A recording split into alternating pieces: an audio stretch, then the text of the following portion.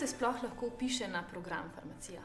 Program farmacija je enovit magistrski program, traja 5 let in nanj se lahko vpiše, kdor je zaključil splošno maturo. Seveda je pa možen vpis na študij tudi s poklicno maturo, vendar z dodatnim maturitetnim predmetom. Farmacija se mi je zdela zanimiva zaradi tega, ker ni ne čista kemija, pa ne tudi medicina, ampak neka taka mešanica. Ne vem, mene je že nekdaj veselil ta poklic, že od malega se mi je zdelo to ključno, ker sem prišel v lekarno. Pa so bile tiste tete tam v belem, pa so bile vse res tako prijazne, pa so pomagale. Ja, ker se mi je zdel tudi študij dosti perspektiven, pa v srednji šoli so me dosti zanimali predmeti, kot so na primer fizika, kemija, biologija.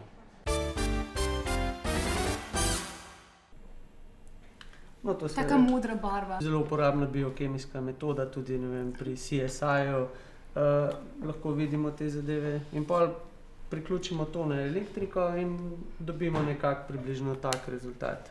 Kaj pa to sploh pomeni? Kaj to so proteini, ki potujejo naprej? Ne, niso proteini. Kaj pa so? To so nukleinske kisline. Tole je recimo standard velikostni in tole je pač 100, 200, 300 baznih parov, 400 in pač naš fragment je nekje med 300 in 400 baznimi pari.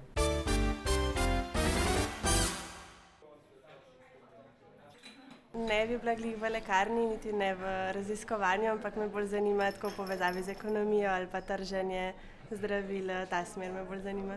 Nikjer se še ne vidim tako konkretno. Mogoče bi imela svojo lekarno, to se mi zdi dosti izziv. Mi je pa všeč tudi regulativa, registracija zdravil, ki je v tem smislu.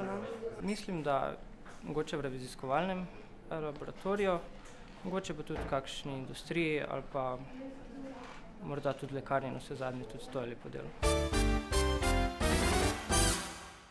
Ravno prejšnji teden smo dobili podatek, da smo med 4000 univerzami 12, kar se tiče Erasmus izmenjav.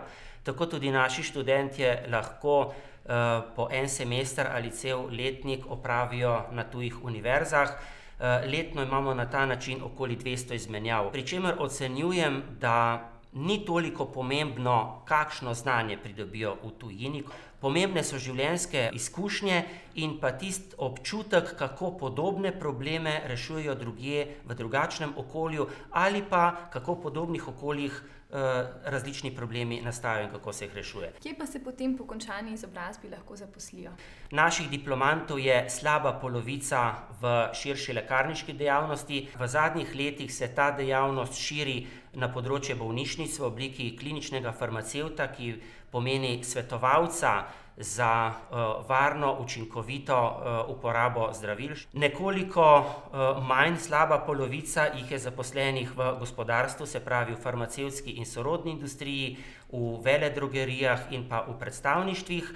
5 do 10% farmacevtov se zaposluje v medicinskih laboratorijih, v srednjem in visokem šolstvu in pa v državni upravi oziroma v sorodnih inštitucijah, kot je na primer Javna agencija za zdravila in inšpekcijske službe.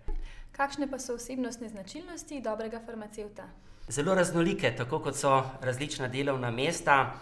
Vsekakor študij zahteva vztrajnost, poglobljena znanja, tudi ročne spretnosti, široko razumevanje pojavov v naravoslovju, v tehnologiji in v človeški družbi. Ni nujno, da vam je skrb za ljudi prva orientacija pri študiju farmacevta, zagotovo pa nekdo, ki mu je vseeno za ljudi, ne more biti dober farmacevt.